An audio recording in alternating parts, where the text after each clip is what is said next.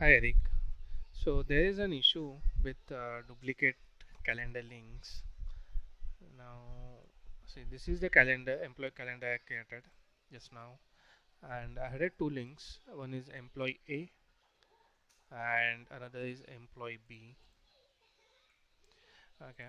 So now, if I try to rename this to employee B, it is giving me the validation. That's fine because we already have this link employee B. So now I have deactivated this.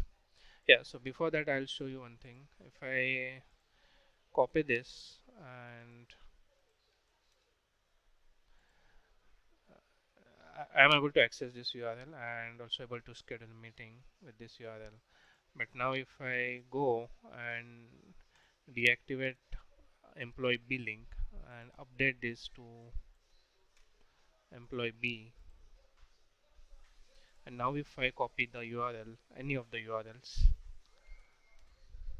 it is showing this error.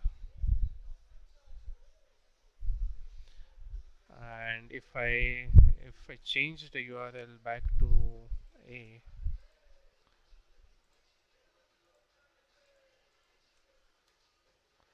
I'm able to access this. So for the duplicate deactivated links, it is showing an error. That's an issue.